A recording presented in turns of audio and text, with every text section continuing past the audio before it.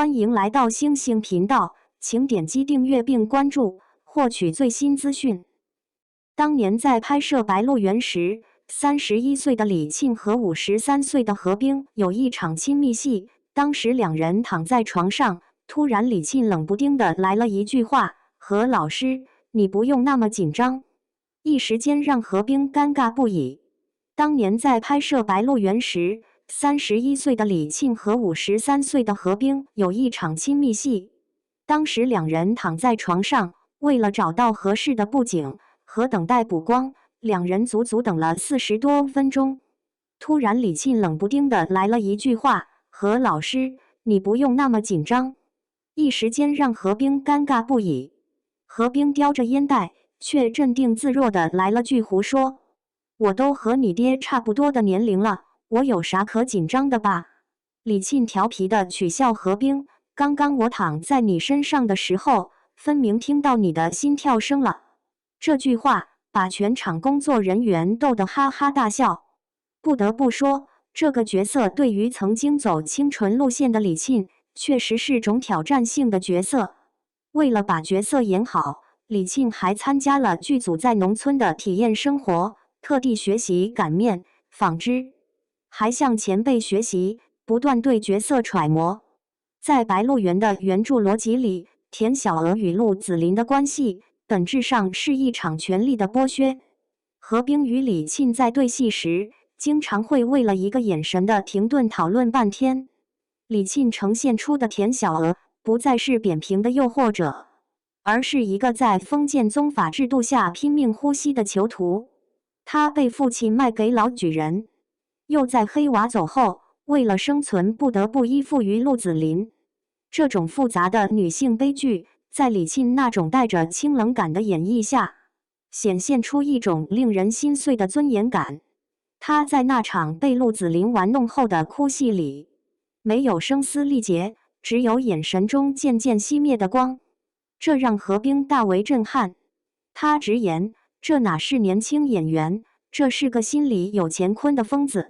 白鹿原》不仅是一部家族史，更是一部血淋淋的宗法制兴衰史。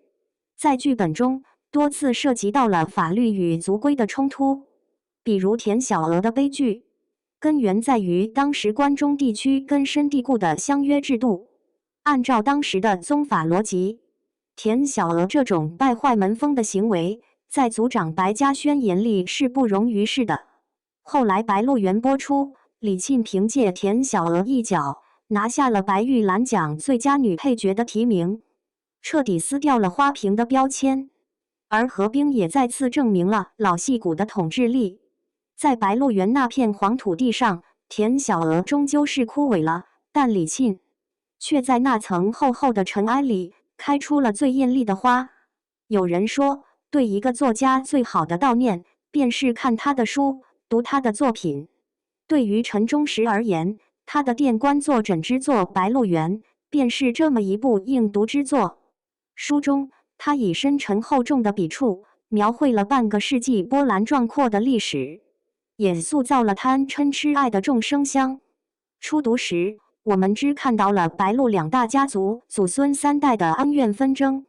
如今再读，才看懂了隐藏在文字下面的人生百态和复杂人性。20世纪80年代，反思文学兴起，文学思潮活跃，陈忠实深受影响，开始对民族命运、历史走向和人性本质展开深入思考。在创作《白鹿原》时，文坛正进行现实主义和现代主义论争，拉美魔幻现实主义也掀起浪潮。陈忠实从阅读中汲取灵感，决心回归民族文化传统，实现从生活体验到生命体验的跨越。同时，他走访经历早期环境背景的老人，查阅白鹿原县志，其中多卷记载的贞妇烈女等内容，更引发了他的深刻思考，促使他最终全身心投入创作。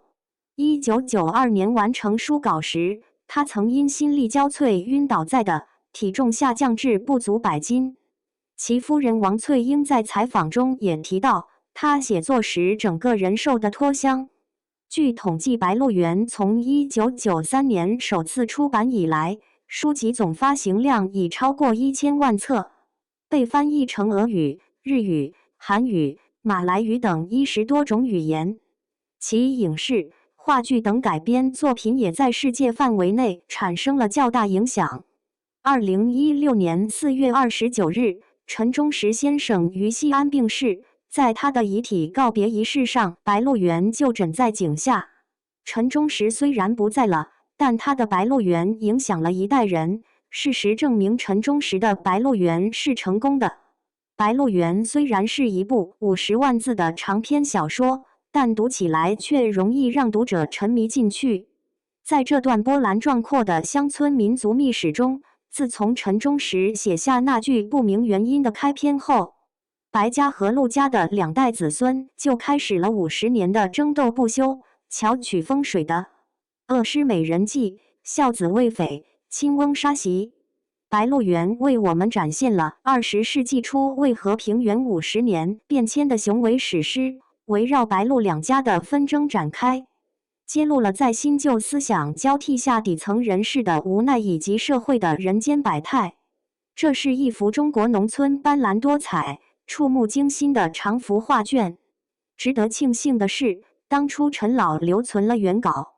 也只有完整的《白鹿原》才写尽了复杂的人性，写尽了我们民族厚重的秘密和隐痛。那被删除的4万多字精彩描述片段，完全属于作品的点睛之笔。如果你想了解，在半个世纪的历史巨变中，一座园、2大家族、3代人如何在传统礼教、革命风暴、人性欲望的纠缠与撕扯下挣扎、抗争，沉沦于毁灭的宏大史诗的故事，那一定要看看陈忠实的未删减版《白鹿原》。